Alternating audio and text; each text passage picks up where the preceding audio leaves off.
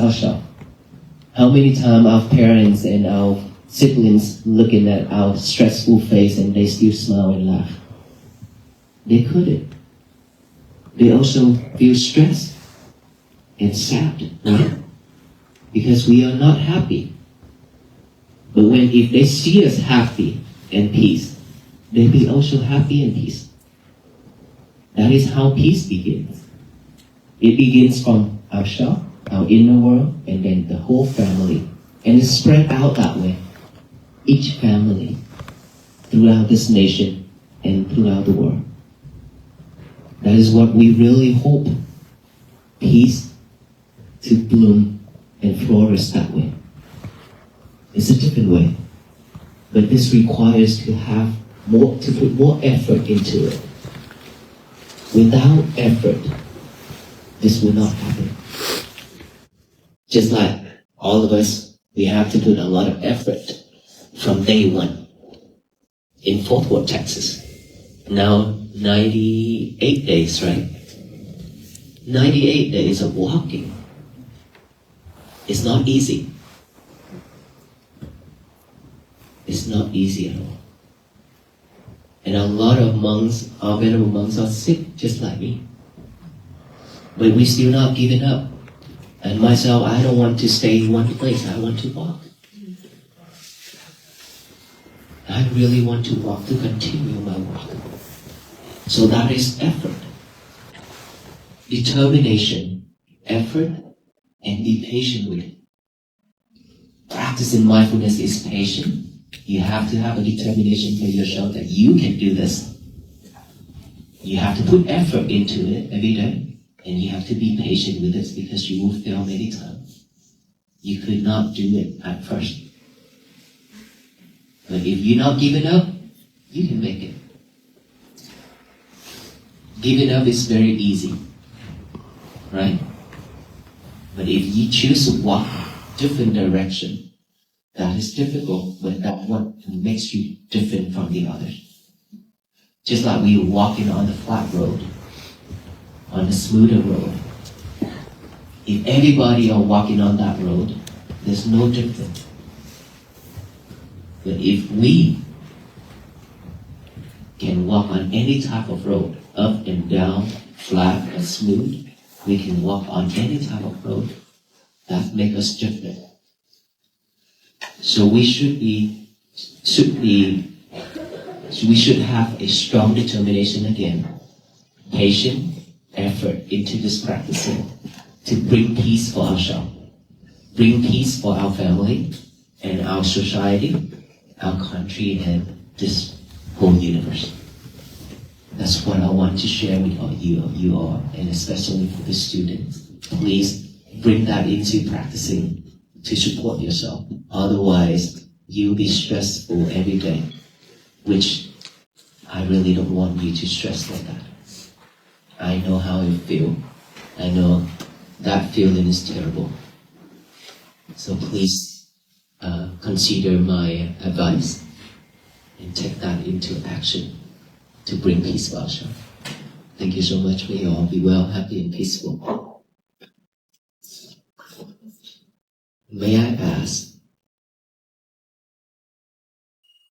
any question?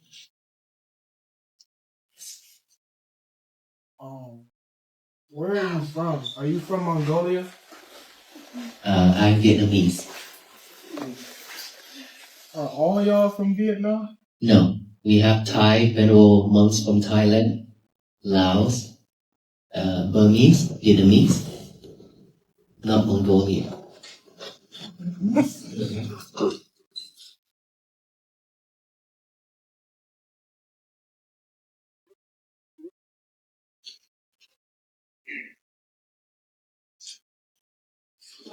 First, I wanted to say hello and thank you for coming and speaking for us. You talked about a lot of discipline and courageous things y'all done on y'all walk. I've been watching since Texas, so I'm really excited to have you guys here. I wanted to ask, because one of the things I noticed is unity. You guys walking together take a lot. It's one thing walking by yourself, but be able to all have that discipline and go through this with the group, I feel like it's something hard. What is one thing that you've learned from this unity with walking with all the people that have the same ideals and belief as you, but going through this tough journey, what is something that helps you guys encourage each other? For our venerable monks, we are different in skin colors. We have different languages we speak, but we wear the same robe, right? And we ordain the same rule and regulation under the Buddha. Okay, so it doesn't matter what language we speak, but when we are together, we can speak in one language, which is Pali. That's the only language from the Buddha time. We can recite, we can chant together as the beginning. We chant the blessing for you all, that is Pali. That all venerable monks from different countries can also chant and recite the same way. And we have 227 rules and regulations for each monk. Yes, we have 227 rules for our venerable monks. So with that rules, everyone are given the same rules. That is how we are living in harmony and unity. Let's say when we walk, how we walk. When we eat, how we eat. When we go to the toilet, how we go to the toilet. When we go to the village, how to walk in the village. Things like that. Every little things we practice, we learn from all the way from the first day of ordination.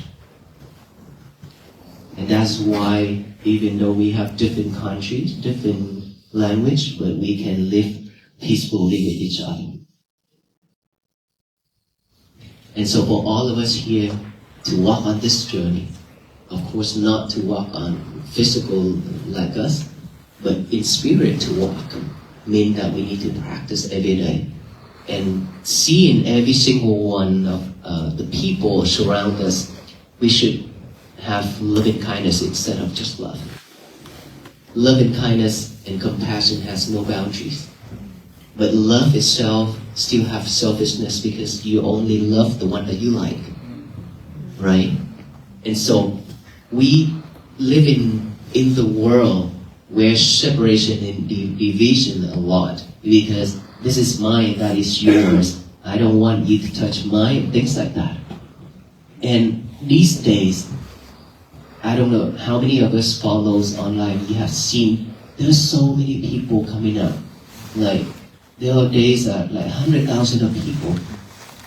And how come we have different background, we have different languages we speak, different faith, different belief, different skin color, a lot of things different.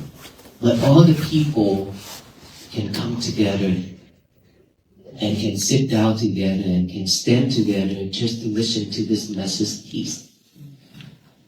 And willing to let go of all those hatred and anger and separation and all those things, willing to let them all go.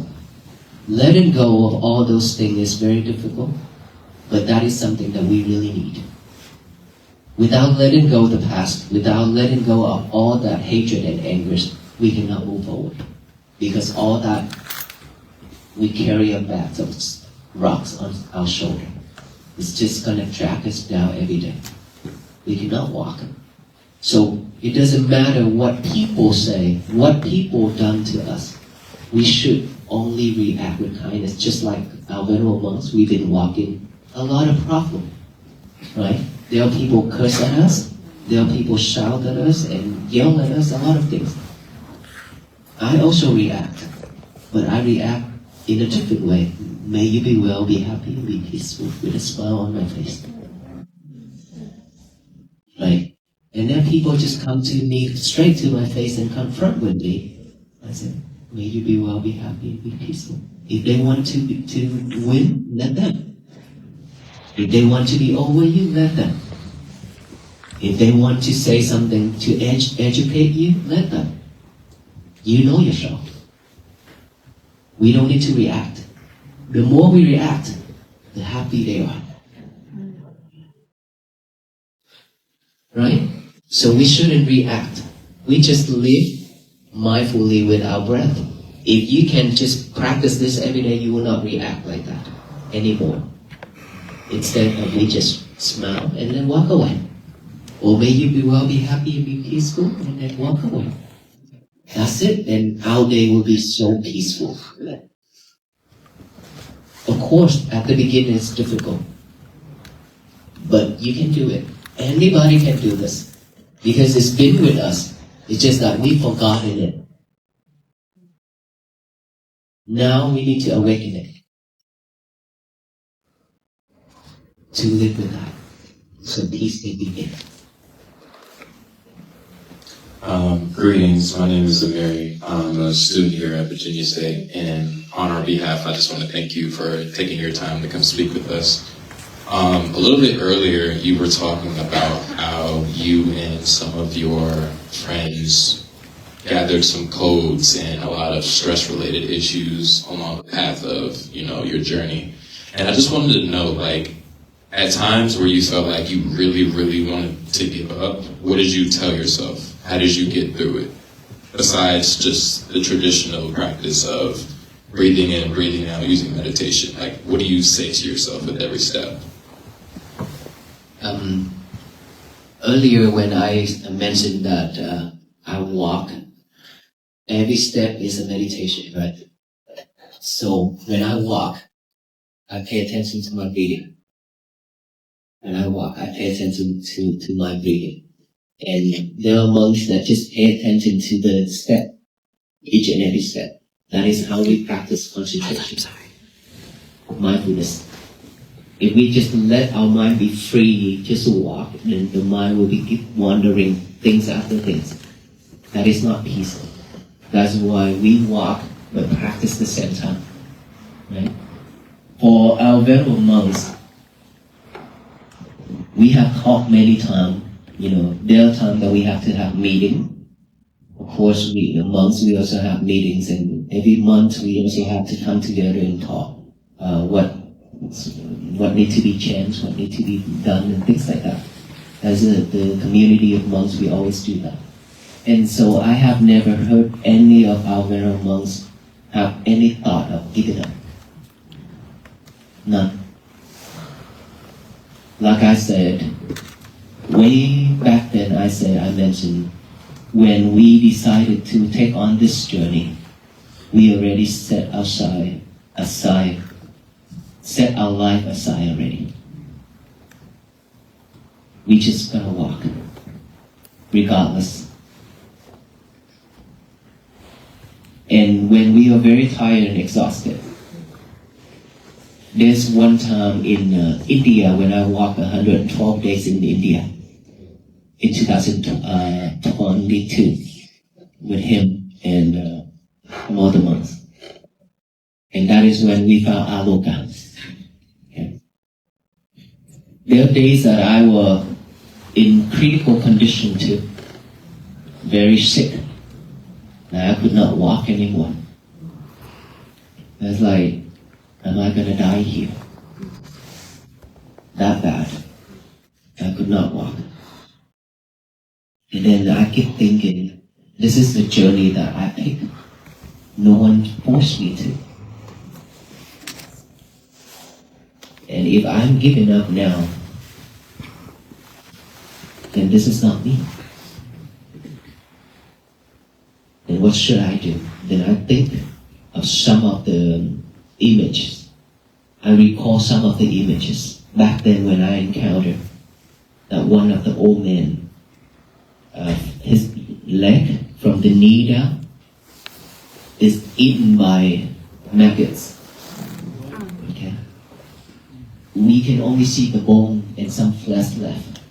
And a lot of maggots just crawling around and flies everywhere. Okay, when looking at image of that old man, I was thinking, he's like that and he's still crawling around to ask for money to support his life, and maybe he still have family too. And now that I still have everything, and I'm still young, I'm not going to die here. I will stand up and walk. And then I think of aloka. I have 2 feet. All of us have 2 feet. It hurt really bad when we walk barefoot. It hurt really bad. And then all those sensation, all those pain. And I think about Luca, he has 4 legs. His sensation is double than mine.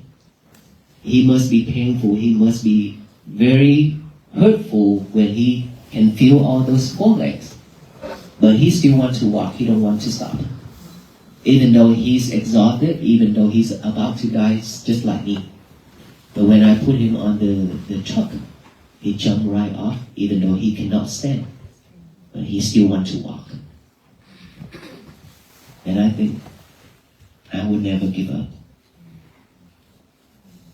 And that is when I learned a lot about giving up and not to let any type of sensation within this body, and don't let our mind cheat us. Our mind is cheating us a lot. So don't let this mind try to pull us off.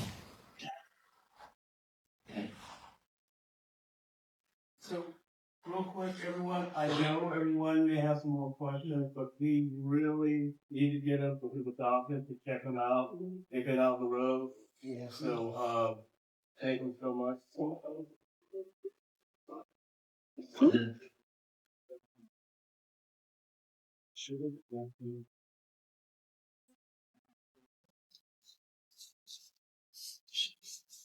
Okay.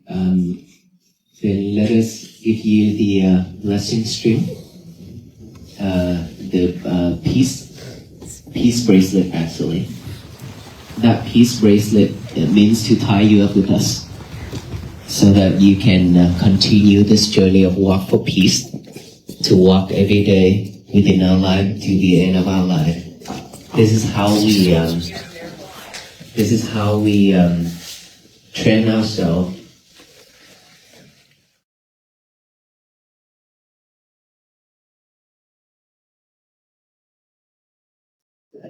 This is how we train ourselves. This is how we practice. This is reminding us that we have met the venerable monks.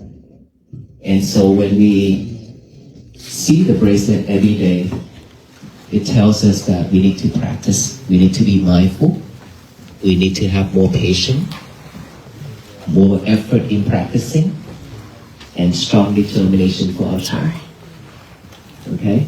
And to liberate our lovers. So, thank you so much, everyone. May you all be well, be happy, and be peaceful. Thank you. Thank you. So if I could ask, this to not pass our volunteers, they're going to be behind us, and they're not going to tie it on you. You're just going to hand it. And then once you get one, please allow the opportunity for the other person to get. We have enough for everyone tonight, so please. And then if we can ask you to leave afterwards, thank you so much. Okay, you can either exit either way. Imagine the fine, pale dust settling quietly onto the shoulders of a faded robe. Picture the relentless, shimmering heat rising from the asphalt on a long, seemingly endless highway stretching across the vast expanse of Texas.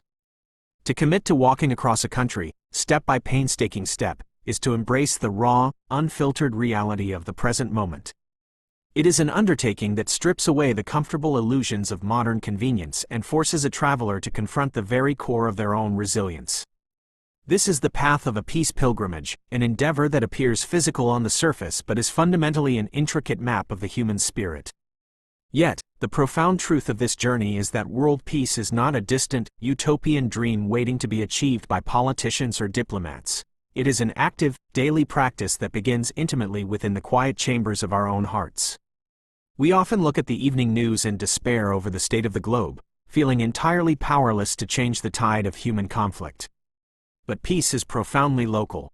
Consider the moment you walk through your front door after a long day of demanding meetings, frustrating commutes, and the endless pinging of responsibilities. Your face, perhaps unknowingly, carries the heavy tension of the world. Your loved ones, your children, your partner, your parents or siblings, look at you, and if they see a storm brewing in your eyes, they cannot help but feel the rain. How many times have we inadvertently handed our personal stress, our exhaustion, and our anxieties to the people who love us most? When we are uncentered and unhappy, the people around us naturally absorb that sorrow, their own joy dimming in the shadows of our discontent. Conversely, when we cultivate a genuine inner tranquility, our family reflects that peace back to us. We cannot give to the world what we do not possess within ourselves. Taking responsibility for our own emotional landscape is the very first step on the path to global harmony. When peace blooms in the individual, it naturally blossoms in the family, cascades into the community, and eventually ripples out to touch the entire world. This kind of deep, abiding tranquility, however, does not simply fall from the sky or arrive in a neat, easily consumable package. It requires an immense, unyielding, and sometimes exhausting effort. Consider what it means to walk for 98 days under the scorching sun, placing one sore foot in front of the other while battling physical illness and profound fatigue. In our daily lives, we are all walking our own marathon, and the temptation to take the easy, flat, smoothly paved road is overwhelmingly strong. The easy road is the path of least resistance. It is reacting to anger with more anger, giving in to despair when faced with challenges, and prioritizing momentary comfort over long-term growth. To choose the path of mindfulness is to consciously decide to walk the rough, uphill, and uncharted road. It is incredibly difficult to maintain composure when the world demands chaos, just as it is fiercely difficult for a weary traveler to refuse to stop when every muscle in their body is begging for rest. Spiritual growth demands a quiet, stubborn grace. It asks us to cultivate an extraordinary level of patience, especially with ourselves. When we begin to practice mindfulness, we will inevitably stumble. We will lose our tempers, we will fall back into old anxieties, and we will fail to be the peaceful presence we aspire to be. The mind will wander 1,000 times, and 1,000 times we must gently guide it back. Giving up is always the easiest option. But what separates the ordinary existence from a life of profound meaning is the sheer determination to try again. When we fall, we must summon the effort to stand back up, dust off our knees, and take just one more mindful step forward. As we walk this path of deliberate effort, we inevitably encounter a world full of others who are walking their own difficult roads. We live in an era that is hyper-focused on separation, where societies draw thick, dark lines around people based on their languages, their backgrounds, their beliefs, and the color of their skin. We are taught to view life through a lens of ownership and division. This is mine, and that is yours. This is my group, and you belong to another. But imagine a diverse group of pilgrims from vastly different corners of the earth, some from Vietnam, some from Thailand, Laos, or Myanmar, walking together under the vast American sky. They may speak different native tongues and come from entirely different cultural histories, but they wear the same simple robes and follow the same ancient, guiding rules. They have discovered a shared, holy language that transcends spoken words, the universal language of mutual respect, shared purpose, and deep spiritual unity. This unity teaches us a critical lesson about the nature of love. In our everyday lives, what we often call love is actually quite conditional. We love the people who belong to us, the people who agree with us, and the people who make us feel good. Conditional love always carries a shadow of selfishness and boundary. But true loving kindness, what the ancient traditions call metta, has no borders. It is an overflowing wellspring that waters the flowers in our own garden and the weeds in our neighbor's yard with equal generosity. Cultivating loving kindness means learning to look at a stranger, or even someone who opposes us, and recognizing our shared human desire to be happy and free from suffering. When we begin to see the world through the lens of boundless compassion rather than fearful separation, the walls that divide humanity begin to crumble. Yet, to truly cultivate this boundless loving kindness, our hands and our hearts must be empty. We cannot hold on to compassion if we are tightly clenching our fists around the grievances of the past. Imagine carrying a large, heavy burlap sack filled with jagged rocks slung over your shoulder everywhere you go. These rocks represent our anger, our resentments, and the painful memories of the times we were wronged. We carry the rocks of harsh words spoken to us by an old friend, the rocks of unfair treatment at work, and the heavy boulders of childhood hurt. We drag this exhausting sack onto the bus, into our homes, and even into our beds at night, foolishly believing that holding on to this anger somehow protects us or penalizes those who hurt us. In reality, it only drags us down, making every step of our life a miserable, labored effort. How can we possibly walk toward peace when we are so weighed down by hatred? Letting go is a terrifying prospect because, over time, that heavy bag of rocks becomes familiar. It becomes a part of our identity. But forgiveness is not about validating the wrong that was done to us. It is about liberating ourselves from the burden of carrying it. We must make the conscious, daily choice to set the bag down on the side of the road and walk away. Only by releasing the heavy anchor of our past resentments can we step lightly, freely, and joyfully into the beauty of the present moment. When we finally put down those rocks, a miraculous shift occurs in how we interact with a chaotic and often hostile world. Picture walking peacefully down the shoulder of a busy highway, only to have passing cars slow down so the drivers can roll down their windows and shout cruel insults or throw curses your way. In our daily American lives, this friction happens constantly, albeit in different forms. A driver cuts us off recklessly in traffic, a colleague undermines us in a meeting, or a stranger is unnecessarily rude in the grocery store checkout line. Our immediate, deeply conditioned instinct is to fight back, to defend our pride, to prove that we are right, and to win the confrontation. We feel our heart rate spike, our chest tighten, and our minds race for the perfect, cutting response. But the most profound teaching of the Peace Pilgrim is the radical art of non-reaction. When faced with hostility, imagine choosing to respond not with defensive anger, but with a quiet, internal wish. May you be well, be happy, be peaceful. Imagine looking at the person who is trying to tear you down and simply smiling, recognizing that their anger is a reflection of their own deep, unhealed suffering, not a measure of your worth. If someone desperately wants to feel superior, let them. If they need to have the last word to soothe their ego, let them have it. You know your own heart, and you know your own truth. By refusing to react, you protect your inner sanctuary from being polluted by their toxicity. You rob the fire of its fuel, leaving the anger to burn itself out harmlessly while you continue walking your path in absolute serenity. To anchor ourselves in this calm state of non-reaction, we must learn to ground our minds completely in the immediate, physical reality of the present moment. This is the essence of making every step a meditation. When we walk, whether across a continent or just across the living room, we can pay close, loving attention to the rhythm of our breathing and the physical sensation of our feet pressing against the earth. Our minds are brilliant, complex machines, but they are also tricky companions. They will constantly try to cheat us, whispering that we are too tired, too anxious, too sick, or too broken to continue our practice. To overcome the deceptive mind, we can draw profound inspiration from the staggering resilience found in the world around us. Consider the story of a traveler in India, so critically ill and exhausted that he believed he might perish right there on the road, ready to surrender to the overwhelming pain. In that darkest moment, he recalled the image of an elderly beggar he had encountered, a man whose leg was entirely ravaged by disease, stripped down to bone and infection, yet who still managed to drag himself forward through the dust, fighting for survival with an unyielding life force. The traveler also thought of his four-legged companion, a dog named Aloka, whose paws were battered and aching from miles of walking. Even when offered a comfortable ride in a truck, the exhausted dog leapt out, his spirit compelling him to keep walking alongside his human companions despite the agony. These visceral images of endurance remind us that if a man in unimaginable physical decay, or a simple dog driven by loyalty, can refuse to give up, then so can we. We must not allow the temporary sensations of discomfort in our bodies or the anxious chatter of our minds to pull us off our spiritual track. When we root ourselves entirely in the breath, the mind loses its power to terrify us, and we find a hidden reserve of strength we never knew we possessed.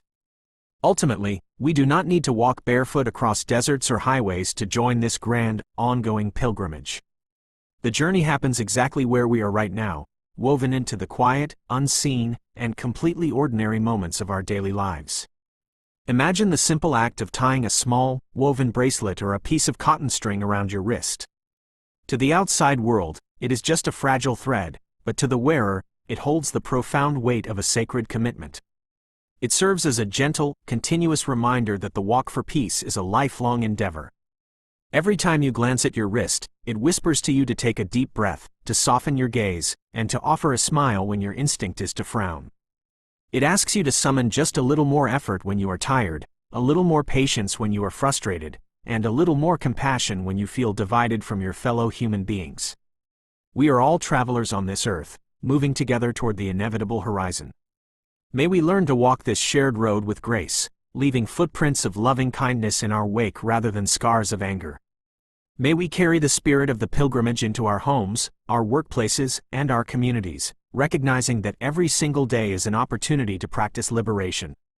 And as we continue to put one mindful step in front of the other, navigating the steep hills and the flat valleys of this beautiful, challenging life, may we all be well, may we all be happy, and may we all be truly, deeply peaceful.